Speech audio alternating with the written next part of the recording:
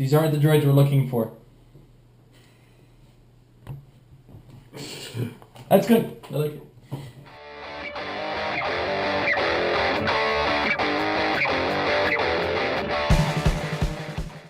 All right. So starting now that we've gone over quite a few of the metagame-based strategies, it's time to start talking about powers in general and how they can be used to your advantage, or characters that use powers in different ways that you might not have seen as being effective, and explanations as to why those work. So I guess we can get started when we're talking about mind control with the easy one, Brother Voodoo. The fact that he gets to use that for free with an action token on him, gets +1 attack to it, gives the character that he mind controls +1 attack as well, makes him one of probably the most cost-effective mind controllers out there. He does have probability control as well. So as far as uses of Brother Voodoo, he's a purely offensive use, but when I talk offensive, it's not necessarily just make an attack against your opponent. Sometimes it's best to move a character right into the middle of your guys, separate them from the team, use supports to fight each other. Don't necessarily go right for the big gun with Brother Voodoo. Disruption is Brother Voodoo's key. And at 79 points, he's a lot to throw, to have people overcommit to. So take that into account when you're using Mr. Voodoo.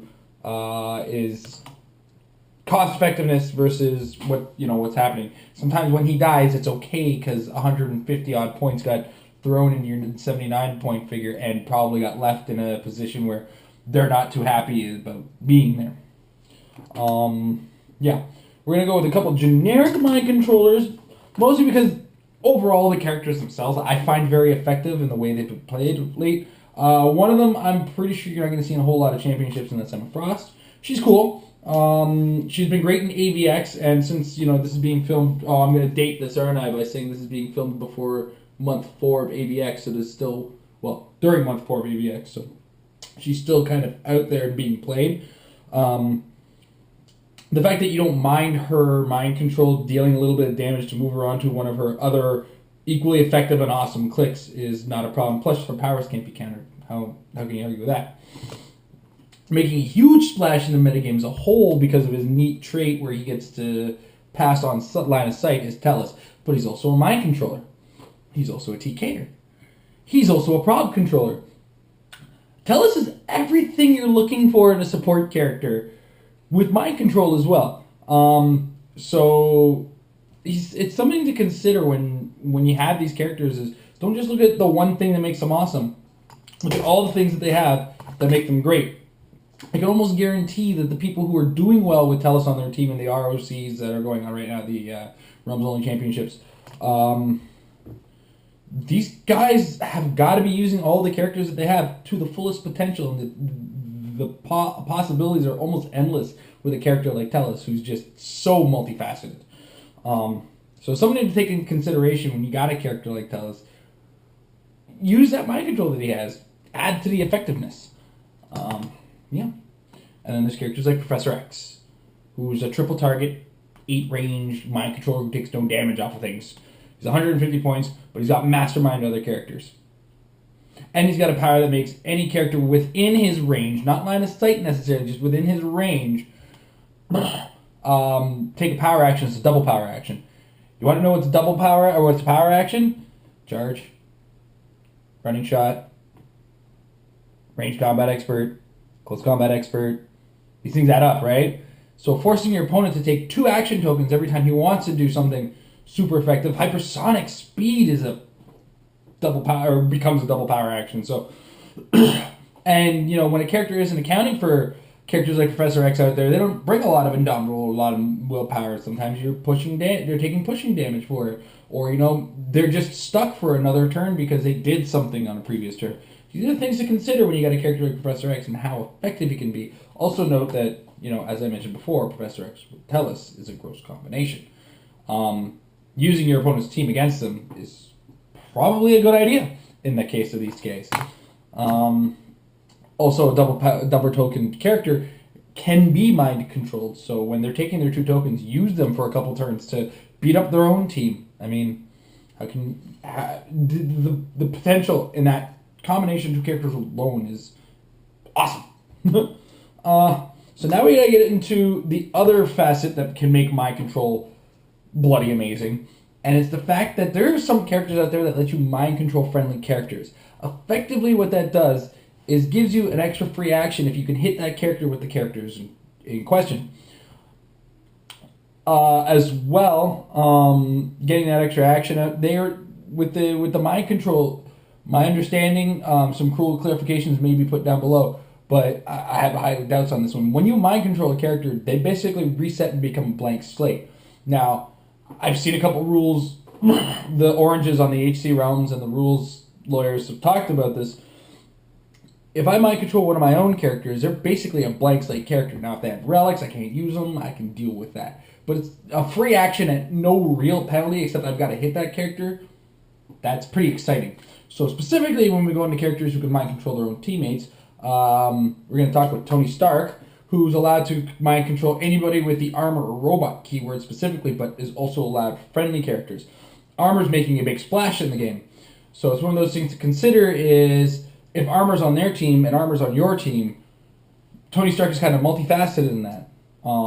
You can take control of your opponent's characters if they're within his 4 range, or you can start using your characters to start doing some extra pummeling on your opponents. Get that little bit of oomph out of, say, a character like Blue Beetle, or the Sue Storm's Batman, or, you know, maybe even a split lip extra action, a move to get an enhancement on somebody. These are the kinds of things you can consider when it comes to mind controlling your own team. I was hesitant to pull this guy onto the show because of May, June, July, one of those 3 months, you'll see a cut to the Modern Age. I do like to keep to the 300-point Modern Age because the Golden Age is just, I could do probably a whole soap opera-sized series on just the Golden Age itself, but I don't have a lot of the figures anymore because when we first had our children, we started getting rid of a lot of Heroclix to make some space. So most of our collection, we try to keep our collection mostly Modern Age figures. But anyway, small aside, Mole Man is able to mind control monsters with +3 to his attack, and they can be friendly. Do you know who's a monster? Bizarro. Lydia Mallet. Okay, go clean yourself up. Yeah, I didn't even think of that potential until I actually picked them up by accident when I was looking through my bin of characters for stuff to talk about this episode. So yeah. Mind control is a great power. It's got a lot of functionality to it. But there are characters, there's still things, little irks about mind control that some people often miss or don't think about when they're about to send forward the mind controllers. Like characters who are immune to mind control, such as Battle Furiers. As well, there's not a lot of mind controllers who can stand on their own in combat. A lot of them are fairly weak, with the exception, this is why I brought Diana Frost in. She's probably the only exception to mind controllers who can just stand and fight as well as mind control opponents and characters. The Brother Voodoo's effective in the small game, 50-point characters, 60-point characters, characters up to his actual point value. But when you come into, fighting characters way above that, he is going to be at something of a deficit. Now, that's not to say his poison isn't going to be amazing, and his smoke cloud is going to be highly viable as a free action as well sometimes. So, but mind controlling figures with mind control are high-end strategy figures. You cannot go in with a team based around effectively using mind control, walk on that board and say, I'm going to win, no questions asked. That's an off-the-strike problem. Any team with any kind of oomph or damage dealing and forward movement can get the jump on a lot of mind control characters. In spite of the fact that mind control got switched to a close combat action or a ranged combat action, which allows you to running shot with it, because it's often considered, it is a movement power, you don't often see that pairing with the exception of the occasional character with a special power that gives them mind control on a different part of the dial. So as we can understand, is mind control is great.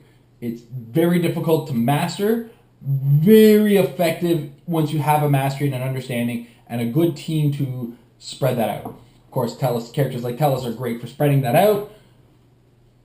We've gone there. So that's mind control. I do have a little addendum to this episode, a little extra bit, because I brought Brother Voodoo on the show. I gotta talk about a couple powers that seem to be overlooked lately. Got really good in the 2013 rules changes, but a lot of people don't understand this effectiveness and how it like exists. So I want to talk about Smoke Cloud and Force Blast, the underutilized, play music in the background of my show. The underutilized purple powers, as I call it, because there's great purple powers, don't get me wrong. I mean, everything except for movement and attack has been considered a great power. But I want to talk about Smoke Cloud first. I'll get the obvious one out of the way. Shadowlass's Smoke Cloud's amazing. Of course, right? The fact that she blocks all line of sight is it's not just a matter of turns it into blocking terrain or when a character's line of sight crosses the hindering. That what her power states is when a character is occupying her smoke, lines of fire can't be drawn to them. What that means is a character ignoring hindering isn't going to ignore the fact that that character is standing in the hindering. The line of sight is officially blocked. That's my understanding of it. I may get corrected down below, but I'm I'm positive down that that's how that Smoke Cloud works. So high effect to that. In addition, she has some other extra effects that I don't want to get into just right now. It's not really the point I want to get into. Brother Voodoo, characters like that with free Smoke Cloud are amazing too. Because, free Smoke Cloud is a thing that's just, a lot of people look at Smoke Cloud and say, I don't want to use that action. The 2013 rules added a little piece to the Smoke Cloud that I don't know if a lot of people noticed, is when a character is occupying the Smoke Cloud that can't use Smoke Cloud and can't see through hindering terrain, gets -1 to their attack. That could be up to 6 characters if you place it properly. I mean, place it properly, obviously, if your opponent has been silly enough to put characters in a bubble around you. But, we're talking about smoke clouding a group of guys, potentially giving them all -1 attack, and if you playing your defensive card right, in addition to the fact you actually could force them to cross the hindering on the way to getting to your characters for the line of sight. So you see these, you could be adding effectively +2 defense to most of the targets on your team just by simply placing a smoke cloud on a bunch of opposing characters. I think I've used it several times to pretty neat effect. I haven't used it on the show, so I kind of got to eat my own words, but that's because a lot of the characters I choose don't make effective use of Smoke Cloud or don't have Smoke Cloud in most cases, or I have found something different to do with them, or I haven't been in a position where I'm defensive against Amber. I mean, it happens. I don't use it all the time, but it's something sometimes to consider as a good, strong defensive power, almost up there with Barrier. I mean, Barrier is effectively, it blocks things, but Smoke Cloud has a wider berth and a slightly higher effect if you can use it in the right way.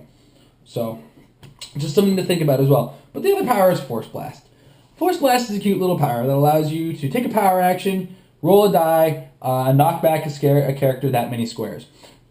Pretty neat if you're on a building, pretty neat if you're near a wall, but for the most part, it doesn't see a lot of action. It doesn't take up a lot of characters' actions. It really often comes as a secondary thought. What a lot of people miss is that second sentence attached to Force Blast, which is whenever this character hits with an attack, it can have the attack generate knockback, even if the character doesn't, or if the attack normally doesn't generate knockback. Yeah, that's right. So, your Cyclopses have knockback, so they can attack and do the knockback. So, that time that you're thinking, I'm not going to use the Force Blast, I'm just going to do the knockback away, or I'm not going to use just the die roll knockback, I'm just going to attack. Do the knockback with the attack! I mean, if you were considering the knockback, do the damage to go with the knockback. Where's the harm in that? I mean, if you're on a building, hey, there's an extra 2 damage if they're not a flyer. If you're near a wall, hey, if they don't have toughness after you've dealt the damage and you knock them back, oh look, another 1 damage. There's nothing wrong with doing that extra knockback, and there's so many characters with knockback that have range anyway and don't deal enough damage to pop people out of range. If you pop them out of the range, you might get them off that charge click, which is what's going to keep them near you. You might... Do we understand where I'm coming from here? I mean, like, I am making sense, right? To some sort of degree. These powers are not bad. They're good. They're effective. Knockback more so than Smoke Cloud. Smoke Cloud is more effective than it used to be. So, consider the little people and how awesome their powers can potentially be. An update, I guess we can say, on the... we keep calling it the Gauntlet Tournament because it is a gauntlet of teams you've got to fight against. But that's got to come off as the prize is the gauntlet. Yeah. I didn't even think about that. The contest is for a Book of Skulls minus Scotty's Hammer. And the contest is build a team that you think can beat the Armor team, the Mystical team, and 2 ROC teams. Now, the Armor and Mystical builds are going to be my own personal builds that you guys have never seen before. So, you don't think you've seen anything I'm going to play. I am going to play something slightly different. Nothing has been seen on the videos. We'll be taking pictures of the thing as it goes. The deadline is still April 14th. It is a 300-point... I haven't stated Modern Age in any of these, have I? Because it's Metafix, and I should be saying Modern Age. I think you did in the first one. Did I say it in the first one? And it's Modern Age anyway. So get me your teams before April 14th. We'll take them in any of our Metafix comment sections where we've announced this tournament. We'll accept them in any Reddit posts where we've been announcing this pseudo tournament for a Book of Skulls. That's this week's episode. We look forward to seeing you guys with more videos.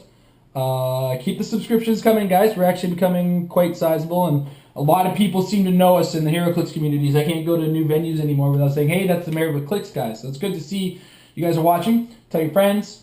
Let's get the comments going. I want to hear about what you guys think. What do you guys think about this episode this week? What do you guys think about Mind Controls of Power? Who are your favorite Mind Controllers? Do you have strategies that use Mind Control in the 300-point modern metagame? I want to hear everything. We love you guys.